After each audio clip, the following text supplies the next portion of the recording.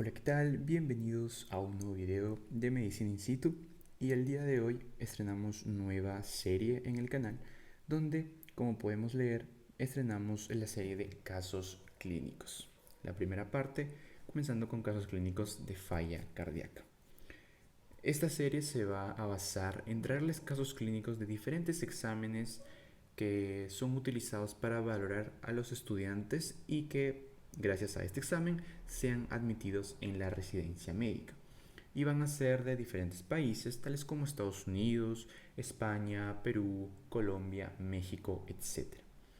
Como mencioné, el día de hoy comenzamos con falla cardíaca y, sin más preámbulo, comencemos con el caso. En específico, esta pregunta corresponde al examen MIR de España que se realizó en el año 2021 en el módulo de cardiología, donde se nos presenta el siguiente caso.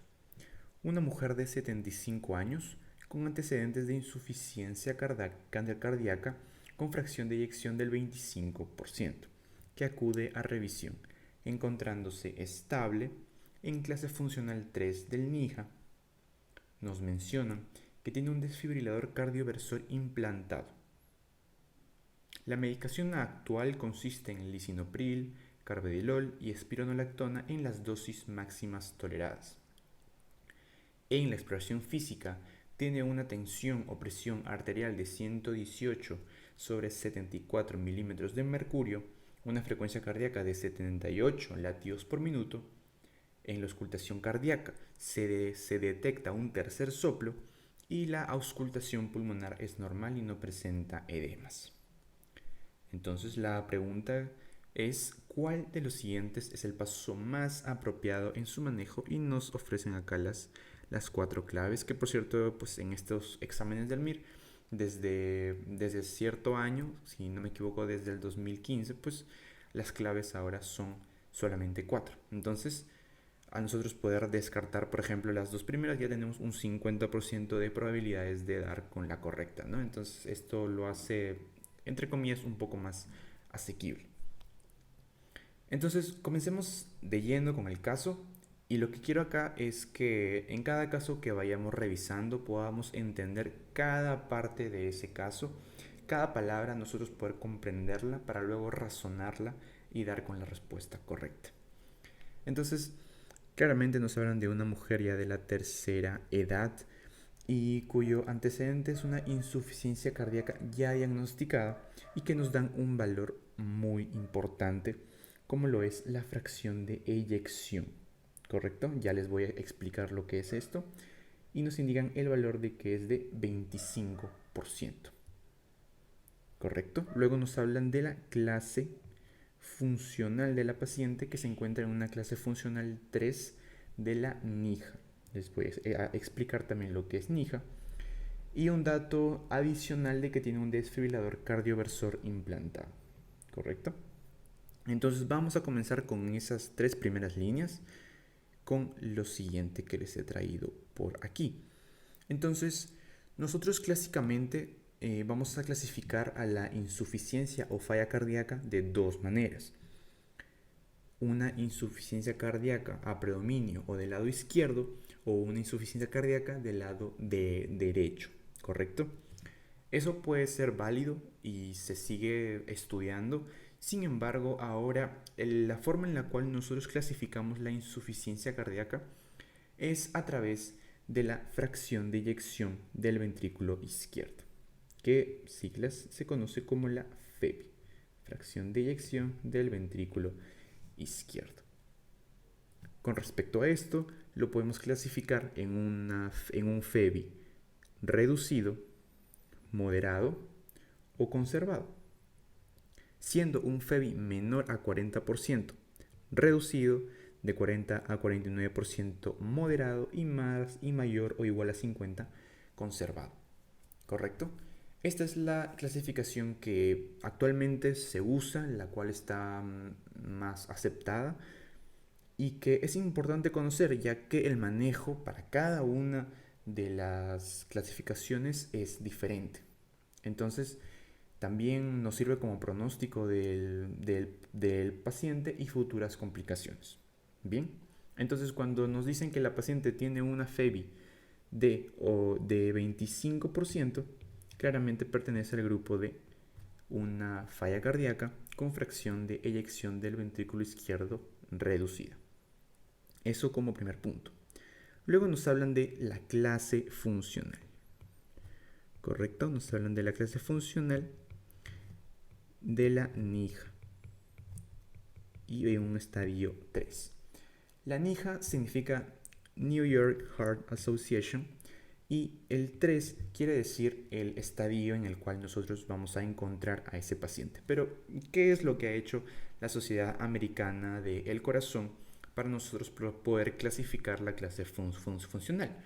Pues básicamente lo ha dividido en 4 estadios donde representan los síntomas de la falla cardíaca más comunes, como por ejemplo la disnea, las palpitaciones, la fatiga, y va por grados, siendo la clase 1, por ejemplo, donde el paciente tiene una enfermedad cardíaca establecida, pero que sin embargo no hay síntomas ni limitación de actividad física normal.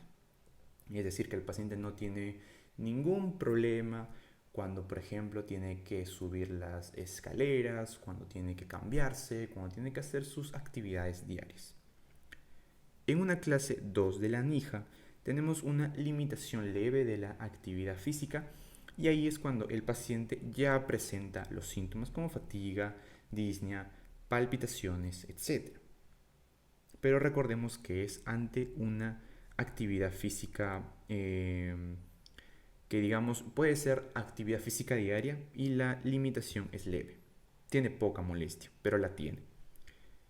En grado 3, que es justamente donde se encuentra nuestra paciente, pues tenemos que hay una limitación marcada de la actividad física, incluso en actividad física menor que la ordinaria. Es decir, la paciente puede que hace unos meses, cuando tenía que subir del primer al segundo piso, no tenía ningún problema, pero que progresivamente fue subiendo de clase funcional hasta una clase 3 del NIJA, y ahora cuando sube del primer al segundo piso, pues se cansa más rápido, le falta el aire, tiene palpitaciones, y sin embargo, cuando el paciente está echado en su cama, es decir, en reposo, pues está tranquilo, no presenta síntomas.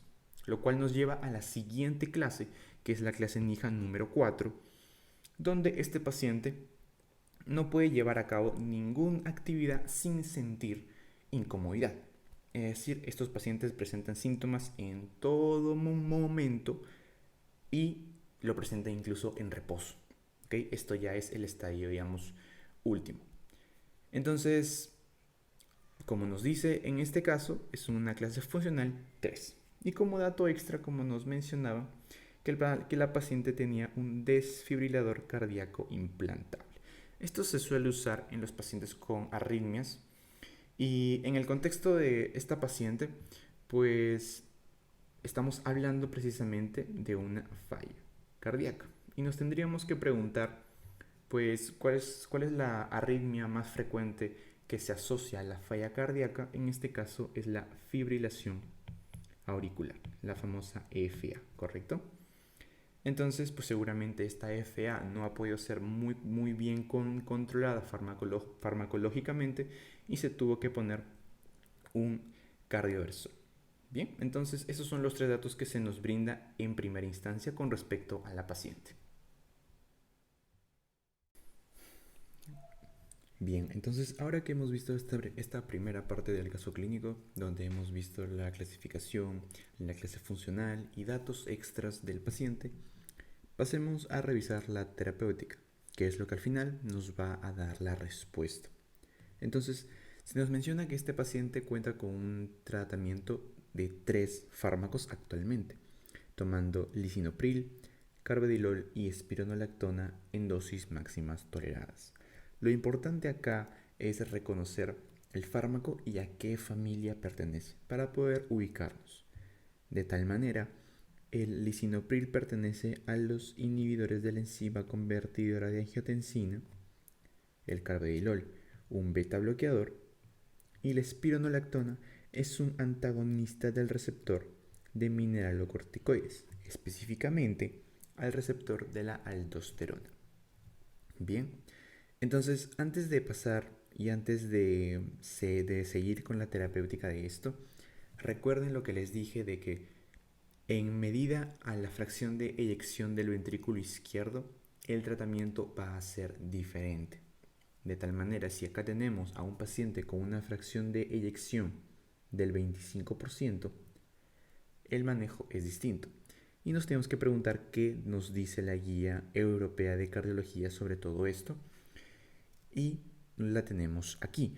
El tratamiento para estos pacientes se explica mediante lo que se conoce como la cuadriterapia. Esta cuadriterapia consta de los siguientes fármacos: un IECA, o en todo caso un ARNI, un beta bloqueador, un antagonista del receptor de mineralocorticoides, que como les dije es la espironolactona, y se agregan uno de estos dos fármacos, sea la dapaglifosina o empagliflozina, que pertenecen a la familia de los inhibidores del SGLT2. Vamos a explicar a los nuevos nombres que hemos tratado, que son estos, y lo que es un INRA, o también conocido como ARNI, ¿correcto? Los inhibidores del SGLT2 van a justamente actuar a nivel del túbulo proximal de la nefrona, ya que acá es donde se encuentra el canal SGLT2, cuya acción se basa en la reabsorción de glucosa, pero para que se reabsorba esa glucosa también requiere necesariamente de un sodio. Entonces, si es que este canal sigue activo, el sodio va a seguir reabsorbiéndose y por lo tanto va a seguir un estado de hipervolemia del paciente con mayores presiones, lo cual explica toda la fisiopatología de la falla cardíaca, porque recordemos que en la falla cardíaca lo que existe es una sobreactivación crónica del sistema nervioso simpático y una sobreactivación crónica del sistema renina-angiotensina-aldosterona. Recordemos que aquí lo que media principalmente es el sodio. Entonces, si nosotros nos mantenemos constantemente reabsorbiendo sodio, no es conveniente para la falla cardíaca. Entonces, nosotros lo que queremos con estos fármacos es inhibir este canal y sus efectos, ¿correcto? Por eso se ha implementado en esta nueva guía.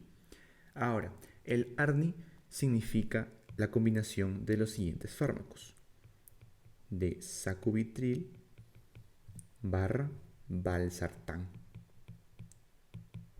Recordemos que el valsartán pertenece a la familia de los antagonistas del receptor de la angiotensina 2, los ARA2, y el sacubitril simplemente es un inhibidor de la neprilicina, ¿correcto? Entonces, una alternativa para los IECAs es justamente el ARNI, ¿correcto? Entonces, quiero que nos quedemos con estos 4 fármacos importantísimos ahora en el manejo de un paciente con falla cardíaca, siempre teniendo en cuenta que la fracción de eyección es reducida, ¿correcto? Ahora, además de estos fármacos también podemos usar otros, depende del estado del paciente. Por ejemplo, si nuestro paciente tiene retención de fluidos, pues podemos usar diuréticos de asa, como por ejemplo la furosemida, ¿correcto? Pero en sí lo que se recomienda en la cuadriterapia son estos fármacos que les he mencionado. Entonces, volviendo a nuestro caso, hemos dicho que de los 4 fármacos de la cuadriterapia, este paciente presenta 3, y es lo que más frecuentemente vamos a observar.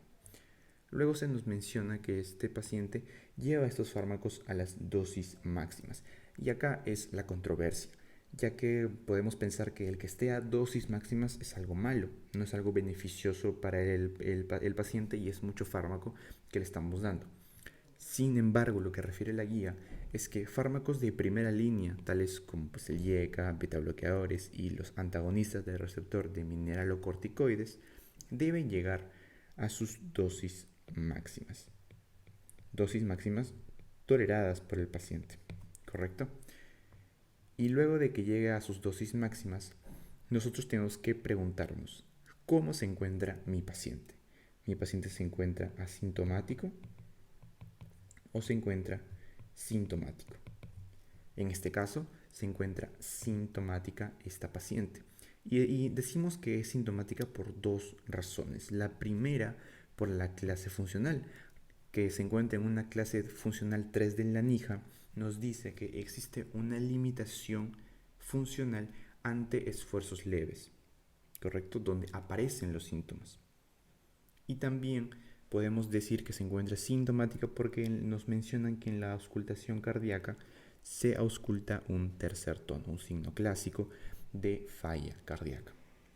Entonces, una vez que hemos analizado todo esto, nos damos que nuestro paciente está sintomático, con una presión normal, con una frecuencia cardíaca normal, y lo que decidimos es que requiere un cambio en su farmacología.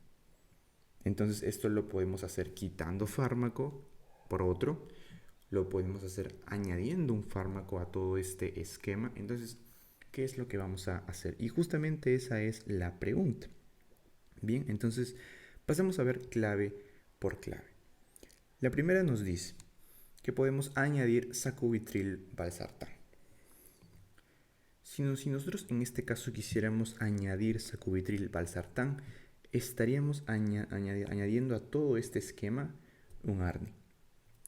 Es decir, que aparte de nosotros tener el IECA, agregamos un ARNI.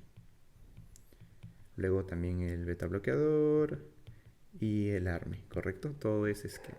Pero centrémonos en esto. Si nosotros diéramos un IECA más un ARNI, lo que estaríamos haciendo es bloquear de manera doble a la angiotensina 2 y sus efectos, ¿correcto? Bloqueamos con IECA y también bloqueamos con ARNI. Y esto, a diferencia de lo que se podría pensar, no tiene un efecto beneficioso para estos pacientes, más bien todo lo contrario. Entonces, la unión de dos fármacos que bloqueen a la angiotensina 2 está contraindicada, porque no puedes combinar un IECA más un ARA2 como lo es el valsartán, ¿correcto? Entonces, esta clave queda descartada.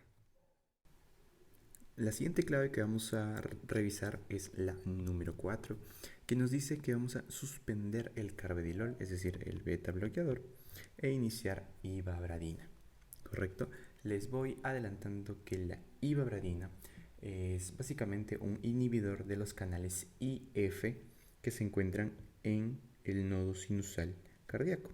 Entonces, básicamente inhiben los canales IF a nivel del nodo sinusal. Ok. Y otro punto importante sobre la ivabradina es que esta es un fármaco considerado actualmente de segunda línea. Entonces, antes de saber si es que vamos a suspender el beta bloqueador para dar ivabradina, tenemos que conocer cuándo nosotros vamos a indicar este fármaco. Entonces, ¿cuáles son las indicaciones? Van a ser cuando la insuficiencia cardíaca se presenta de manera crónica, que es en este paciente, pero los criterios como tal son estos: que el paciente tenga una clase funcional NIJA, que se encuentre en estadio 2 a 4, es decir, sintomático. Luego, que el paciente tenga un ritmo sinusal confirmado por un EKG, que es justamente, y que tiene sentido con que tenga un ritmo sinusal y que justamente afecte al nodo, y que también tenga una frecuencia cardíaca en reposo mayor o igual a 75 latidos por minuto. Estos son los principales y nos tenemos que preguntar si esta paciente cumple con los criterios para iniciar ivabradina. Entonces nos preguntamos, ¿tiene un IJA entre 2 y 4? La respuesta es sí, tiene una clase funcional 3. ¿Tiene un ritmo sinusal? Pues no lo sabemos hasta ahora. Lo que sí sabemos es que tiene un desfibrilador cardioversor implantado, que seguramente sea debido a una arritmia, que la más frecuente es la fibrilación auricular. Así que lo más seguro es que no tenga un ritmo sinusal. ¿Tiene una frecuencia cardíaca mayor o igual a 75? Sí, tiene una frecuencia cardíaca que va en 78. Entonces, de estos tres criterios, solamente faltaría uno. Sin embargo, tienen que estar todos presentes para nosotros poder iniciar ivabradina. Entonces, casi siempre está esta controversia entre el beta bloqueador o ivabradina. Lo que pasa con el beta bloqueador es que este es un fármaco de primera línea para la falla cardíaca. Y lo que nos dice la guía es que nosotros debemos como que agotar todos nuestros esfuerzos con los fármacos de primera línea antes de pasar con los de segunda. Esto quiere decir que subamos la dosis o que cambiemos de medicamento sin cambiar la familia, es decir, sin cambiar de los beta bloqueadores. Entonces, en este caso, por esto de que es de primera línea y también porque el ritmo sinusal lo más seguro es que no esté controlado, pues no sea indicación para ivabradina. Y además, en ciertos casos, lo que vamos a hacer con la ivabradina es añadirlo, no suspender uno para iniciar otro. Entonces, respuesta incorrecta.